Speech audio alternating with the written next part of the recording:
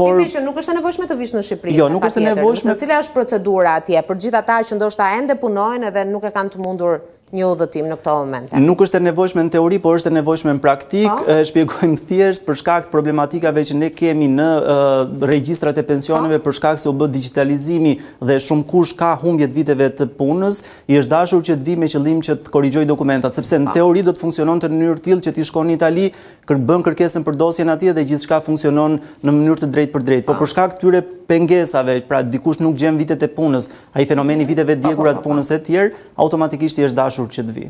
Dakord. Ku kemi më shumë emigrant, Mario? Ku kanë emigruar më shumë shqiptarët? Kemi pasur Greqinë, Italinë, por kam përshtypjen se këto janë, le themi, të dhëna move-in janë relativisht më të vjetra, sepse shumë kush nga Greqia për shkak se ekonomia greke nuk është më aq premtuese sa çka qenë në vitet 2000 apo edhe pak më vonë edhe pak më herët, shumë kush ka ikur nga Greqia, ka ikur drejt Gjermanisë, ka ikur drejt Francës, Austrisë apo drejt Kanadas, ndërkohë që mund të themi që Italia dhe Greqia janë dy shtetet me diasporën më të madhe, ndërkohë që kemi shqiptarët e Maqedonisë Veriut, por që sigurisht le të themi kanë një përkatësi tjetër, një përkufizim tjetër, Shtetet e Bashkuara të Amerikës, Gjermania, Kanadaja, Turqia, Anglia, Franca dhe Australia. Le të themi këto janë shtetet me diasporën më të madhe të shqiptarëve.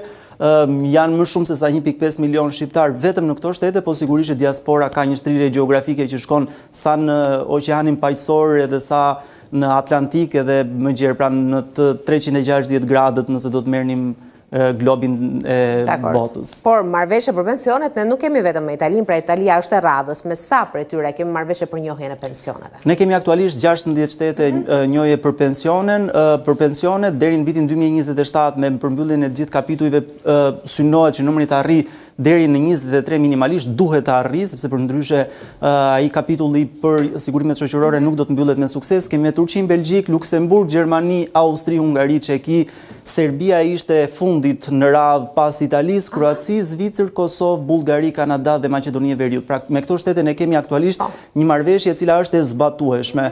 Ndërkohë që presim që në 2027 kemi 22 apo 23 shtete do të shihet varësi. Me cilat ne jemi në negociata aktualisht? Një pjesë jemi në negociata, por edhe me Greqinë të paktën ka një synim nga pala e Shqipërisë të kemi një arritje të marrëveshjeve deri në vitin 2030, ndoshta jo 2027. Ndërkohë kemi shtetet me cilat ka përpjekje për njohjen e pensioneve, ku në krye renditet Greqia, kemi pasur 2 takime në 2023, një në Athinë dhe një në Tiranë, por që në një farë mënyrë janë stopuar aty, nuk kemi pasur më ecuri të procesit as në rrafshin teknik, as në rrafshin politik.